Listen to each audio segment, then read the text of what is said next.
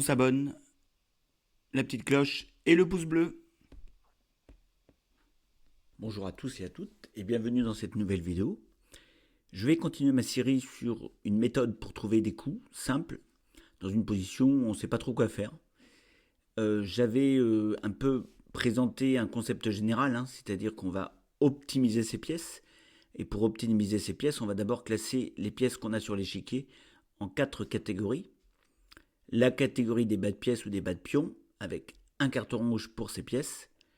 La catégorie des bof pièces ou des bof pions, avec un carton orange pour ces pièces. La catégorie des bonnes pièces et des bons pions, avec un carton vert. Et la catégorie des bombes de pièces et des bombes de pions, avec un carton bleu pour cette catégorie de pièces. J'avais un peu expliqué le concept dans les dernières vidéos et je me propose de revenir sur chaque catégorie pour vous expliquer qu'est-ce que sont des bas de pièces et des bas de pions, qu'est-ce que sont des bof pièces et des bof pions, qu'est-ce que sont des bonnes pièces et des bons pions, et qu'est-ce que sont des bombes de pièces et des bombes de pions. Avant de faire l'inventaire des bas de pièces et des bas de pions, il faut absolument comprendre 2 bases indispensables pour optimiser ces pièces. La première notion indispensable, c'est le centre, l'importance du centre aux échecs. Alors le centre est composé de 4 cases, la case D4, E4, E5, D5, le fameux carré magique, Dixit Julien Song. On pourrait avoir un centre un peu plus élargi en rajoutant 4 cases supplémentaires. Je rajouterai la case C5, la case C4, la case F4 et la case F5. Alors pourquoi rajouter ces 4 cases? Parce qu'elles vont influencer directement les cases centrales que sont D4, E4, E5, D5. Alors pourquoi le centre est important en début de partie? Parce que celui qui occupe le centre avec ses pions prépare le terrain pour ses pièces. Les fous, les cavaliers, la dame, les tours. Et puis, une pièce placée au centre a généralement un rayon d'action plus large que sur une aile. Elle contrôle davantage de cases. Elle influence davantage de zones de l'échiquier. Et c'est très important. Alors, le centre, on combat au centre dès le début de la partie, dès l'ouverture de la partie. L'ouverture, elle est faite pour ça, pour s'emparer du centre. Et donc, les blancs vont essayer d'y poster des pions. Première technique, c'est-à-dire qu'ils vont essayer d'y poser le pion E4, D4. Ou alors, ils vont essayer de le contrôler à distance, mais toujours avec l'intention, à un moment donné, de jouer E4 ou D4. Et les noirs, eux, vont contester le centre des blancs en y mettant leur propre pion, c'est-à-dire par exemple E5 ou D5, ou en essayant de laisser les blancs, dans un premier temps, s'emparer du centre, et dans un deuxième temps, détruire ce centre, en jouant des coups de levier, comme C5, comme D5, voire parfois E5, voire même parfois F5. Toute la bataille du centre se fait dans l'ouverture. Et donc avec pour principal objectif de le contrôler et donc de faire jouer ses pièces avec un maximum d'activité.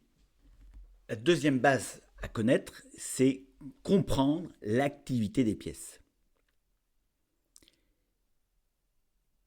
Alors, il faut savoir que plus une pièce contrôle de cases, plus elle est active. Et le but, c'est que toutes ces pièces contrôlent un maximum de cases. Vous le voyez dans l'exemple, le cavalier qui est en D5, qui est au centre, ancré dans le camp ennemi, contrôle un maximum de cases. La case E7, C7, contrôle B6, contrôle B4, contrôle C3, contrôle E3, contrôle F4, F6. Il a un rayon d'action au centre énorme. Par contre, mon cavalier qui est en H3, eh bien lui, il est au bord de l'échiquier et il va contrôler très peu de cases. la case G5, la case F4, H1 et F2. Donc il a moitié moins de contrôle. Donc l'activité est importante. On pourrait rajouter que plus une pièce contrôle de cases, moins on la déplace. Parce que plus elle est forte, c'est pas la peine de la déplacer. Et puis la force d'une pièce dépend avant tout de son activité concrète. On pourrait émettre cette règle, il faut apprendre à juger vos pièces pour ce qu'elles font réellement et non seulement pour ce qu'elles sont en théorie. C'est très important cette règle à comprendre. Un deuxième exemple très simple sur l'activité des pièces, le fou en C1 va contrôler 1, 2, 3, 4, 5, 6, 7. Voilà, lorsqu'il est au bord de l'échiquier, ce fou contrôle 7 cases. Maintenant, reprenons la position mais en mettant le fou au centre de l'échiquier, on va compter le nombre de cases qu'il contrôle. 1, 2, 3, 4, 5, 6, 7, 8, 9, 10, 11, 12, 13. Bien sûr, avec la case où il est, ça ferait 14, c'est-à-dire qu'il va contrôler 2 fois plus de cases. Ce qui veut donc dire que le fou en C1 est moins actif que mon fou en D4. Pourquoi ? Parce que mon fou en D4 contrôle beaucoup plus de cases. Maintenant que les deux bases fondamentales vous ont été expliquées, on va pouvoir faire l'inventaire de chaque catégorie. Et comme je vous l'ai dit dans cette première vidéo, on va regarder la première catégorie, la moins bonne. En fait, c'est la première qu'on regarde ensemble, mais ça va être la dernière dans l'ordre hiérarchique de la méthode. C'est ce qu'on appelle la bas de pièce ou le bas de pion. Alors, on va d'abord commencer par les pièces. Une bas de pièce, c'est une pièce qui est simplement en difficulté. Elle ne participe pas au jeu. Elle peut être inactive, mal placée, bloquée, ou encore, simplement, elle n'a pas été développée. Le problème, c'est qu'elle ne participe pas, comme je viens de le dire, à la dynamique de la position. Au contraire, elle peut même freiner le jeu, affaiblir les autres pièces et rendre la position plus faible. Apprendre à repérer ces bas de pièces, c'est très important. Alors, un petit conseil au passage, on ne gagne pas une partie seulement avec ses meilleures pièces, mais très souvent en corrigeant les plus faibles, et on gagne avec l'ensemble des pièces, puisque les pièces doivent être harmonieuses et surtout elles doivent être coordonnées entre elles. Alors le premier cas de bas de pièce, de pièce inactive, c'est la pièce qui n'est pas encore développée. C'est-à-dire c'est une pièce qui est restée sur sa case de départ. Comme vous le voyez sur l'échiquier devant vous, toutes les pièces, la position initiale, toutes les pièces sont en rouge, puisqu'elles sont sur leur case de départ. Elles n'ont pas encore été développées. Et pourquoi ce sont des bas de pièces ? Imaginez un match de foot. Vous avez une équipe, il y a une équipe adverse, vos joueurs rentrent sur le terrain et l'équipe adverse décide de laisser ses joueurs au vestiaire. Qui va gagner le match d'après vous ? Votre équipe ou l'équipe adverse ? Alors souvent on me dit oui, mais si on met le meilleur joueur sur le terrain, ça sera pareil. La partie sera également perdue. Pourquoi ? Parce que votre équipe sera au complète, c'est-à-dire avec un certain nombre, 11 joueurs, alors que sur le terrain, il y aura 15 joueurs. Et même en étant le meilleur joueur du monde, 1 contre 11, il ne gagnera pas. Ce n'est pas possible. Alors on va voir maintenant le deuxième cas de bas de pièce. Ce sont les pièces mal placées. Et on va voir un exemple pour chaque type de pièce. Et on va commencer par le cavalier. Ici dans la position, on s'aperçoit que les noirs ont une bas de pièce. C'est le cavalier qui est en H5. Alors ce cavalier est déjà au bord et on sait très bien le proverbe célèbre, ou la citation célèbre comme vous voulez. Un cavalier au bord est un cavalier mort. Et en plus de ça, alors pourquoi un cavalier au bord est un cavalier mort ? Parce qu'il contrôle moins de cases, mais ça on l'a vu précédemment. Mais en plus de ça, ce pauvre cavalier n'a même pas de case de rebond, c'est-à-dire qu'il est complètement paralysé. G7 est interdit à cause de la prise par le pion F6. Bien sûr, interdit de prendre le pion F6 puisqu'il est protégé et par la tour et par le cavalier. Impossible d'aller en F4 parce que la case F4 est contrôlée par le pion, la tour et le cavalier. Il ne peut pas prendre le pion G3 parce qu'il est protégé par le pion H2. Ce cavalier est complètement paralysé. Grosso modo, les noirs sont en train de jouer avec une pièce de moins. Et si on fait une comparaison avec le cavalier blanc, eh bien là, on va s'apercevoir que ce cavalier blanc est très supérieur à son collègue. Déjà, le cavalier blanc est sur une case D5, est installé sur une case faible. Alors pourquoi elle est faible cette case? Parce que le cavalier ne peut pas être délogé par un pion. C'est impossible, il n'y a pas de pion pour le déloger. Donc déjà, le cavalier occupe ce qu'on appelle une case forte, ou une case ferme pour les noirs. Et en plus, ce cavalier rayonne dans le camp, puisqu'il est dans le camp des noirs, donc il va rayonner, il va pouvoir rayonner sur plusieurs cases. Éventuellement ici, il soutient son pion F6. Bien sûr, il a un total contrôle du centre. Voyons maintenant le fou, lorsqu'il est en situation de bas de pièce. Ici, nous avons les noirs et on s'aperçoit que notre fou, qui est donc en B7, eh bien, est une bas de pièce. Pourquoi une bas de pièce? Parce qu'il est développé, certes, il n'est plus sur sa case de départ, mais on s'aperçoit qu'il va être très mauvais, parce qu'il est complètement derrière sa barricade de pions, derrière sa chaîne de pions. Et ça va être très difficile pour lui de trouver de l'activité. Donc ce fou en B7 peut être considéré comme une pièce inactive, une bas de pièce. Donc ça sera carton rouge pour cette pièce. Alors vous allez pouvoir me dire, oui, mais le fou des blancs en E3 est une bas de pièce également. Ben, pas complètement.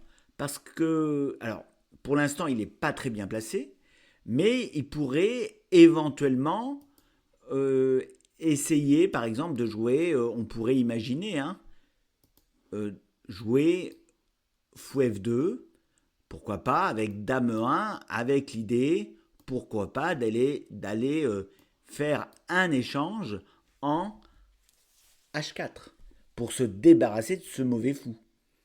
On pourrait également imaginer, bien sûr, à long terme, d'essayer de pousser ce pion pour donner plus d'activité à ce fou.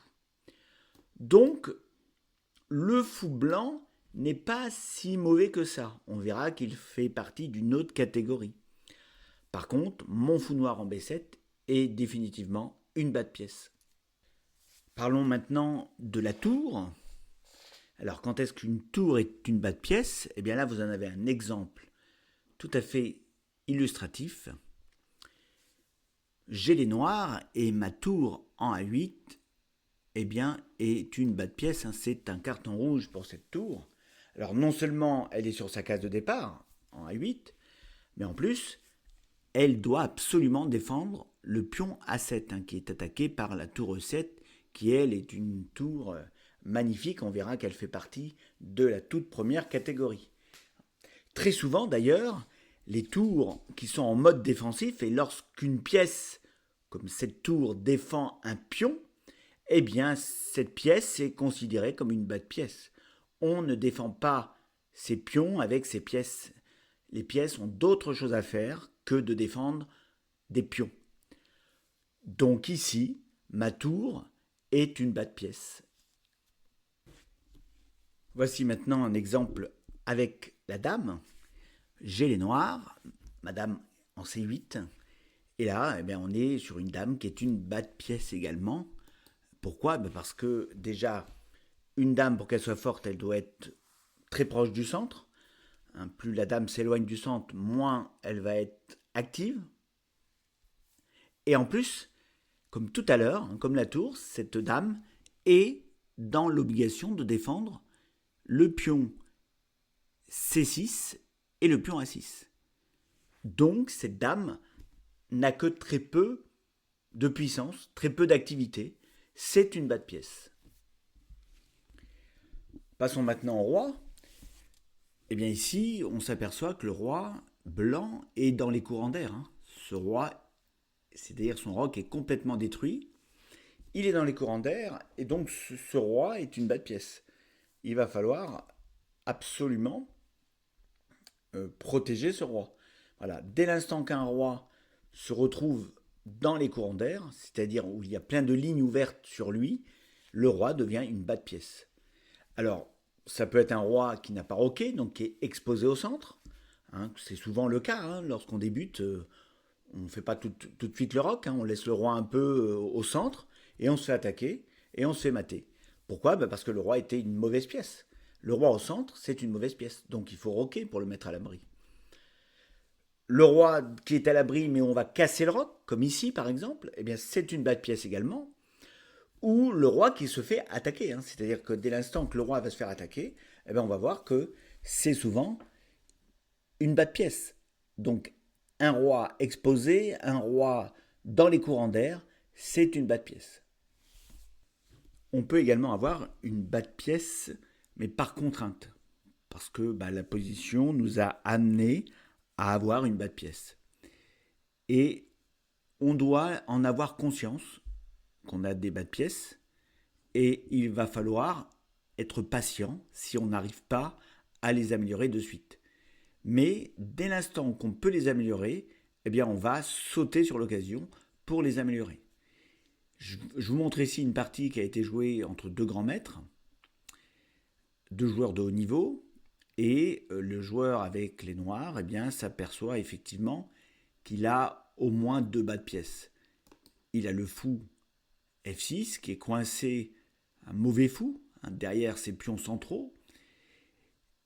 Et nous avons également la dame qui est contrainte, puisqu'elle doit protéger le pion A5, donc elle est en mode défensive. Et bien sûr, le joueur qui a les noirs le sait, hein, qu'il est dans une position avec deux bas de pièce. Et il va falloir qu'il va essayer en fait de tout faire pour améliorer ces deux pièces.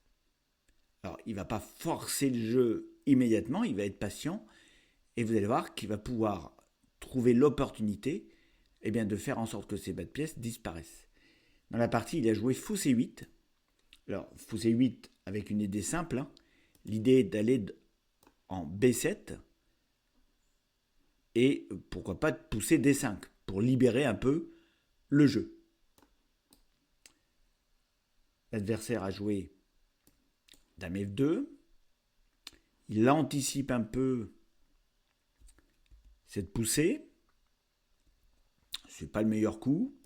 Fou B7 a été joué. Ça y est, première partie du plan exécutée. L'idée donc étant de contester la grande diagonale et d'essayer de pousser D5. Fou prend B7. Tour prend B7. Avec l'idée bien sûr de jouer D5. Hein. Ça c'est important. Alors ici, le joueur blanc a joué roi H2 et ça laisse la possibilité de jouer D5. C prend D5. Tour prend D5. Et sur roi H3, il y a eu dame prend. Et on libère complètement le jeu pour les noirs, hein, c'est-à-dire en quelques coups. Cette dame a retrouvé de l'activité, n'est plus une bas de pièce, hein, puisque c'est la tour qui va défendre le pion A5. Et puis, on va peut-être pouvoir pousser E4, pourquoi pas pousser D3 et permettre à ce fou de revivre. Donc, les noirs ont bien identifié qu'ils avaient au départ des bas de pièces, mais ils ont tout fait pour justement améliorer ces pièces. En étant patient, parce qu'il faut de la patience parfois. Règle très importante, une règle fondamentale, lorsque vous avez repéré vos bas de pièces, il faut les améliorer. C'est votre priorité. Si vous ne pouvez pas les améliorer de suite, il faut patienter, mais avoir toujours en tête que vous avez des bas de pièces. Et dès que le moment se présente, vous les améliorez. Améliorer ces bas de pièces, c'est votre priorité et votre seule priorité lorsque vous en avez. Alors maintenant, on va passer au bas de pion, hein, c'est-à-dire simplement le pion faible. Un bas de pion, c'est un pion faible. c'est-à-dire une cible d'attaque facile pour l'adversaire. On va voir qu'il existe plusieurs types de faiblesses au niveau des pions. Alors, la première faiblesse qu'on peut trouver, c'est le diagramme à votre gauche, c'est ce qu'on appelle le pion isolé. Alors un pion isolé, c'est un pion qui n'a plus de coéquipier sur chaque colonne adjacente au pion. Ici par exemple, le pion C4 est un pion faible et c'est un pion isolé. Pourquoi ? Parce qu'il n'y a plus de pion blanc sur la colonne B et plus de pion blanc sur la colonne C. Donc, c'est un pion qui ne peut pas être défendu par ses propres collègues. Et ici, c'est un pion faible, hein. On le voit bien parce que il a été pris pour cible par les noirs, hein, avec la tour C8 et la tour C5, le doublement des tours. Et pour se défendre, on a été obligé de le défendre avec une tour en C1, une tour en B4 et un cavalier en E3. Donc ce sont des pièces qui sont obligées de défendre des pions. Et finalement, ce pion isolé et faible, il amène des pièces faibles aussi. Parce que les tours qui défendent le pion deviennent également des bas de pièces. Et le cavalier également. Au milieu, diagramme du milieu, nous avons des pions doublés. Les pions doublés, vous verrez que ce sont effectivement également des bas de pions, parce qu'ils peuvent être attaqués assez facilement par l'ennemi. On le voit ici, le pion C6 est attaqué par la dame A4 et la tour C1. Il y a une pression qui est faite sur ce pion. Et ce pion-là, il va être difficilement protégeable par un autre pion. Et donc, comme les autres pions ne peuvent pas le protéger, ça va être les pièces qui vont s'y coller. Et ce n'est pas naturel pour une pièce de protéger un pion. Du côté droit, nous avons des pions doublés isolés, qui sont aussi des bas de pions. Le pion C6 et C7 sont des pions isolés doublés. Alors isolés parce qu'ils n'ont pas de camarades pour les défendre sur les colonnes adjacentes, colonne B et colonne D, et donc ils sont attaquables par l'ennemi et ils doivent être défendus par des pièces. Et donc finalement ces pions doublés sont des cibles d'attaque, mais ils transforment les pièces qui défendent en des bas de pièces. Alors nous allons passer maintenant aux pions triplés, ce sont des bas de pions. Voilà, vous l'avez sur l'exemple de gauche. Donc là, nous avons le pion C7, C6, C5 qui sont des pions triplés. Ils sont bien évidemment attaqués par les pièces blanches. Et comme ce sont des pions triplés, souvent ils sont défendus par les pièces de son propre camp. Et je rappelle qu'une pièce n'est pas là pour défendre ses pions. Voilà. Au milieu, vous avez d'autres types de bas de pions, les pions triplés isolés. Alors là, eux, c'est encore pire pour eux, puisqu'ils ne peuvent pas du tout être défendus par des pions, puisqu'ils sont isolés. Donc ils sont obligatoirement défendus par leurs propres pièces, et qui elles-mêmes deviennent des bas de pièces. Autre bas de pion, le pion arriéré. Alors le pion arriéré, c'est un pion qui est derrière ses camarades. C'est-à-dire qu'il n'a pas assez vite avancé, il est derrière ses camarades et souvent il a du mal à avancer parce que la case sur laquelle il doit avancer est souvent contrôlée par l'ennemi. Ici par exemple, le pion C6 est un pion arriéré. Aucun pion autour de lui ne peut le défendre. Donc résultat, il va être défendu par des pièces. Et là, on arrive toujours à la même règle, les pièces ne peuvent pas défendre un pion, sinon elles deviennent des bas de pièces. Donc, la tour C7, la dame C8, le cavalier E7 sont des bas de pièces. Alors, les bas de pion, il faut les faire disparaître. Et c'est le seul moyen parce que vous verrez qu'il est très difficile pour un bas de pion de devenir un bon pion, voire une bombe de pion. C'est très très difficile. La seule façon de faire, c'est souvent de les échanger, de les faire disparaître de l'échiquier.